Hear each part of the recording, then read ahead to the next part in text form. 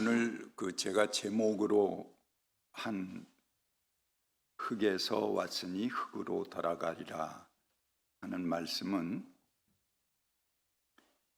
주로 이제 장례식 중에 마지막 절차를 다 마치고 취토라는 순서가 있어요. 다 매장을 할 때 다 순서를 마치고 이제 집례자가 흙을 한 줌 손에 들어서 그 위에 뿌리면서 이제 최종 덮는 거죠. 그 무덤을 덮는 그런 의식을 시작하는 걸 취토한다고 그렇게 얘기합니다. 그 취토할 때 집례자가 하는 말입니다. 아무리 화려한 이력, 아무리 뛰어난 재력, 모두가 부러워하는 지식을 가졌던 사람도 그 마무리는 한 줌의 흙입니다. 그래서 저는 이 장례식을 많이 집례를 했는데요. 장례를 집례할 때 항상 겸허해집니다. 그리고 가장 거기서 많은 은혜를 받게 되는 것을 저 스스로가 느끼게 됩니다. 인간이다 그럴 때, 사람 그럴 때 히브리어로 그걸 아담이라고 그래요. 아담이 고유명사가 아닙니다. 아담 그러면 인간, 사람 그런 뜻입니다. 근데 그 말에 여성형이 되면은 끝에 이제 아자가 붙습니다. 여성형 어미거든요. 그러면 아다마 이렇게 됩니다. 담에 마가 붙어서 아다마가 되면 그 뜻은 땅, 흙 그런 뜻입니다. 그래서 인간을 흙으로 빚어 만드셨다 하는 것은 히브리어의 그 의미하고도 깊이 관련이 되어 있는 것입니다. 이 땅이라는 것은 인간과 항상 연결되어서 나타납니다. 그래서 창세기 4장에 보면은 가인이 동생 아벨을 꿰어갖고 들로 데리고 나가잖아요. 거기서 쳐 죽이죠. 그런데 하나님께서 가인에게 나타나서 내 동생이 어딨냐 이렇게 물어 보니까는 가인이 내가 동생을 지키는 자입니까? 그러고 오히려 뻔뻔하게 이제 반문을 합니다. 그때 하나님께서 뭐라고 그러시냐면은 너의 아우 아벨의 피가 땅에서 나에게 울부짖는다. 그래서 그 땅이 울부짖는 거죠. 죽은 아벨을 대신해서 그 땅이 울부짖습니다.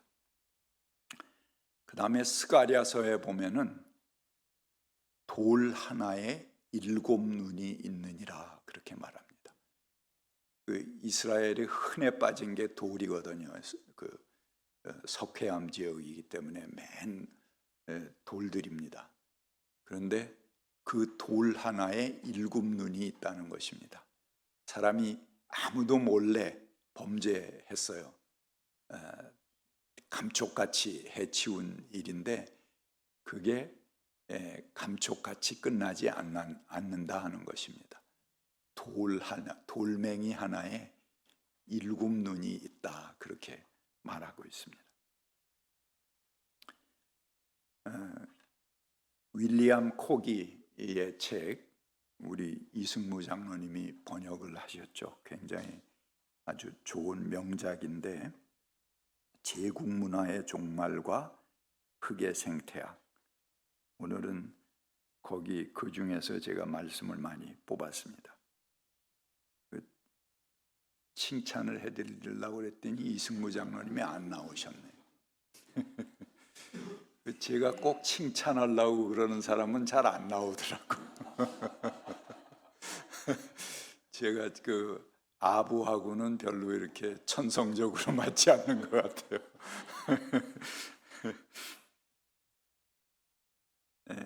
거기 보면 땅과 흙이 나무와 숲이 우리에게 얼마나 중요한 것인가 하는 것을 일깨워 주고 있습니다. 숲은 땅에 흡하다. 바람은 숲의 숨이다. 나무의 몸은 혈관 시스템이다. 지구의 혈관이라는 거죠. 나무는 땅속 깊이 박힌 뿌리로 물과 광물질들을 끌어올립니다. 그래서 그것을 대지 속에 내뿜는다는 거죠. 증발한다는 것은 우리 공기를 습하게 해주고 극단적인 기온을 완화해주고 다양한 식물들을 위한 풍부한 서식처를 이루어주는 아주 복잡한 미세 기후를 창조한다는 것입니다. 나무들이 이제 그런 중간 역할을 한다는 거예요. 혈관 역할을 해서 온 대기를 습기를 채워주고 그걸로 많은 짐승들, 동물들을 먹여 살리고 또 그 땅을 기름지게 하고 이 대기 자체를 안정되게 그렇게 안정된 습기를 유지하도록 해준다는 것이죠. 그리고 광물질은 나무의 몸에 머물면서 어느 날에는 표토로 이 땅 흙으로 돌아간다는 것입니다.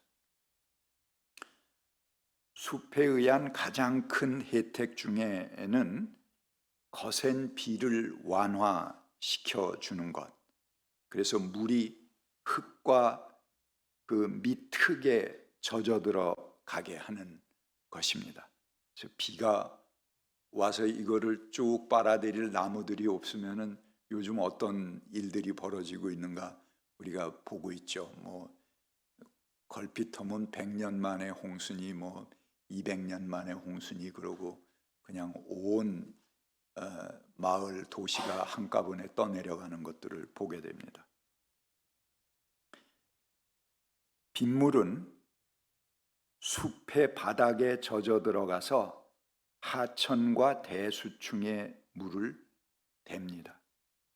어떤 지역에 뿌리를 내리고서 오래 자라나는 숲은 영양분을 아주 효율적으로 재생합니다. 그리고 그에게서 흘러나오는 물은 아주 맑아서 광물 성분이나 떠다니는 고용물이 없습니다. 나무에서 나온 뿜어내는 물들은 정말 맑은 물이죠. 이런 식으로 숲은 인근의 물과 관련된 생태계를 부양합니다. 중요한 것은 숲에서 빠져나오는 물의 질입니다. 온대 지역 숲에서 통나무 벌목, 특히 깨끗이 베어내는 벌목이 일어날 때마다 어업 전체가 망가져 왔다고 합니다. 나무들이 없으면 침식이 일어나서 곧 물의 입자적 구성이 바뀌기 시작합니다. 아주 쉬운 예로 연어가 그 알을 낳으려면 하천 바닥에 작은 자갈들이 필요합니다. 그래서 그 알이 그 자갈 사이에 숨어 들어가서 포식자들에게 보호가 되도록 하는 그 자갈밭들이 있는 곳에 가서 연어가 그 알을 낳는 거예요. 그런데 나무가 없어지고 진흙이 뻘이 거기에 들어와서 그 자갈 틈 사이를 메우게 되면은 그러면은 그 연어 새끼들이 멸종하게 됩니다. 물고기 알은 죽고 어업은 망하고 수중 식물의 서식처도 손상되고 물 공급은 엉망이 되는 것입니다. 그러니까 이 나무가 얼마나 중요한 역할들을 하고 있는가 하는 것이죠. 그래서 그거를 이 땅, 흙의 변화의 관점에서 윌리엄 코기는 우리들에게 설명하고 있는 것입니다. 제국 문화의 특징은 군사주의와 가부장제와 성장 이데올로기, 이 세 가지를 특징으로 한다는 것입니다. 이 문화에서 사람들은 땅의 생명과 분리되고 내면적으로 병들어 있습니다. 그 결과는 땅이 헐벗게 되고 토양 침식이 일어나고 푸르던 대륙이 황량한 사막으로 점점 변해 간다는 것입니다. 제가 이 책을 통해서 처음 알게 된 건데요. 그래도 성서학자인데 그 유대 지역, 지금 팔레스타인 그 아주 그 메마른 사막지대 아닙니까? 그게 옛날에는 숲이 우거진 울창한 그런 숲의 지역이었다는 것입니다. 거긴 성서에도 그런 흔적들이 있어요. 레바논의 백향목, 그 다음에 가나안에 들어갈 때도 젖과 꿀이 흐르는 땅이다 그러고 포도송이 하나가 엄청나게 굵었다고 그러고 그런 기록들이 있잖아요. 근데 지금은 그쪽이 완전히 사막 지대죠. 사막 지대가 되니까 거기서 사는 사람들이 전쟁을 치르면 또 아주 잔인하게 치르는 것 같습니다.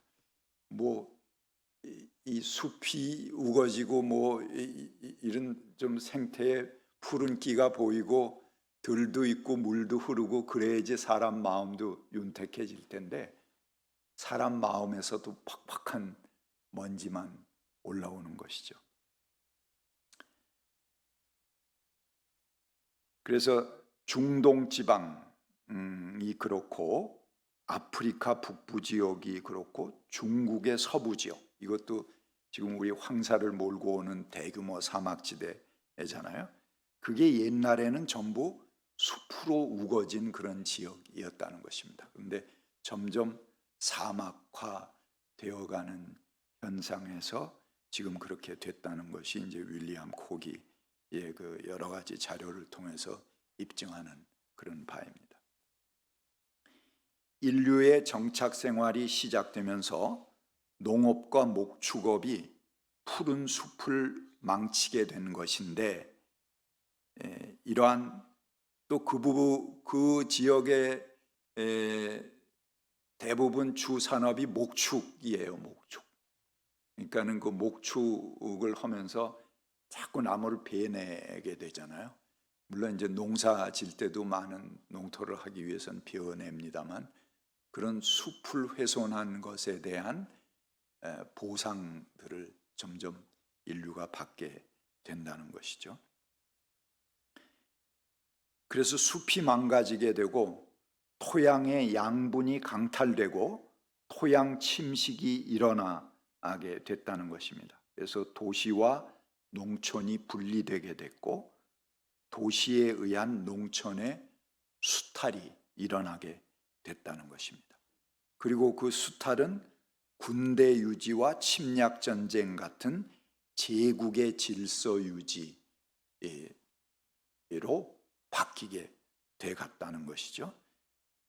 그 안에 살아가는 사람들의 정신은 문화와 교육에 의해서 그에 맞게끔 조정되어 갔다는 것입니다. 마음들이 그렇게 거기에 맞게 조정되어 간다는 것입니다. 그 한 예로 아기가 태어날 때부터 문명권에서 자라난 아기와 비문명권 아기들에 대한 취급이 판이하게 달라집니다. 그리고 문명권의 아기들은 심한 출생 트라우마에 를 겪게 된다는 것이죠. 그러니까 비문명권에선 그저 옛날에 우리도 그랬잖아요. 저만 해도 육형제예요. 근데 그냥 수많은 아들 딸들이 있으면은 저희들끼리 크는 거예요. 그 하나하나 일일이 신경 쓰지 않습니다. 다 저희들끼리 알아서 크건 말건 아무튼 그렇게 하면서 자라는 거죠. 근데 요즘 하나 둘 나니까 그냥 24시간 눈 넷이 그걸 감시하고 조금도 자유를 주지 않습니다. 그러니까 애들을 얼마나 스트레스를 받겠어요. 예. 좀 잠시만이라도 좀 눈을 돌려주옵소서. 이제 그렇게 아마 애들이 요구할지 모릅니다. 그게 문명권 아기들과 이 비문명권 아기들이 받는 스트레스, 그 트라우마가 굉장하다는 것입니다. 하늘 기운과 땅의 기운, 천기와 지기가 합쳐지면 모든 생명이 자라나고 번성합니다. 그런데 그 땅이 화학 농법으로 죽어가고 있고 땅 투기로 물질화되어 가고 있습니다. 이 땅이 얼마짜리냐, 이게 우리에게 더 중요한 관심이 되잖아요. 산성비로 생명력을 잃어가고 있습니다. 하나님께서 애초에 지으신 땅이 아닙니다. 그 땅에서 인간이 나왔는데 땅이 아니니까, 태초의 그 땅이 아니니까 인간도 태초의 그 인간이 아닙니다. 우리의 모습을 상실한 괴상한 ET 같은 인간들이 지금 이 세상에 나와서 지네 ET를 모욕하는 건가? 그런 모습이 돼 버렸다는 거죠. 생존의 토대인 땅을 인간 중심으로 생각하고 인간의 편리와 욕구 충족을 위해서 마음대로 위해를 가할 수 있는 것인가, 우리는 반문해 봐야 합니다. 뿐만 아니라 땅에서 나는 자연스러운 종자도 제멋대로 바뀌고 독점당하고 있습니다. 유전자 조작 농산물, GMO, 우리가 먹는 뭐 옥수수, 뭐 이런 거 거의 다 GMO라고 봐야 됩니다. 콩기름 뭐 이런 거 다 GMO 식품이다, 이렇게 봐야 될 것입니다. 근데 그거를 GMO를 만든 그 나라들은 자기 국가에선 GMO를 금지시키고 안 한대요. 근데 이 수출하는 것만 GMO 식품을 한다는 거죠. 요것들이 어떻게 어떤 병들이 생기나 지켜보고 실험용으로, 저 아시아 뭐 우리 같은 경우는 이제 뭐 좋다고 받아들여서 먹잖아요. 그러면 저게 어떤 변화를 가져오는가 지켜보고 있는 거죠. 검증되지 않은 인간이 만든 식품이잖아요, GMO라는 것이. 이게 자연이 만든 식품이 아닌 거를 먹고 무슨 현상이 생길까 검증되지 않은 겁니다. 그러니까 어떻게 보면 우리가 그 실험용으로 그럼 열심히 먹어주고 있는 것입니다. 생명계가 이제껏 탄생시키지 못한 새로운 생명체들을 인위적으로 만들어내고 있습니다. 종자의 독점, 농업의 토대를 허물어버릴 뿐만 아니라 인간 건강에 대한 위협과 생태계 교란에 대한 우려를 안고 있습니다. 우리가 공생 그러잖아요. 근데 공생하면은 그 공생하는 주체가 나다, 내가 다른 것들과 공생한다, 그렇게 생각을 하죠. 근데 이 나라는 개념 자체도 다시 한번 생각해 봐야 됩니다. 우리 코로나로 많은 고통을 겪었고 또 아직도 이제 그 바이러스가 요새 또 늘어난다고 그러더라고요. 근데 이 바이러스라는 존재는 지구 생명이 탄생하면서부터 함께 했습니다. 그리고 가장 기본적인 생명체 중에 하나입니다. 그래서 우리가 화성이나 달에 과학자들이 그렇게 갈구하고 찾으려고 애를 쓰는 게 뭐냐 하면은 생명체가 거기 존재하냐, 이런 거를 찾아보려고 그러잖아요. 그건 그 바이러스의 어떤 흔적이 있는가, 그것이 존재하는가, 그거를 찾는 것이기도 합니다. 지구 생태계의 질서가 유지되는 기본에는 바이러스가 있다고 합니다. 우리 몸 안에도 바이러스들이 존재합니다. 약 1만 종의 바이러스가 우리 몸 안에 살고 있다고 그래요. 종류가 1만 종이에요. 개체수가 아니고. 개체수로 여기면은 무려 100조 개의 바이러스들이 우리 몸을 숙주로 지금 우리와 함께 공생하고 있습니다. 100조 개. 나는 하나인데 내 안에 있는 바이러스는 100조 개야. 그러면 내가 납니까?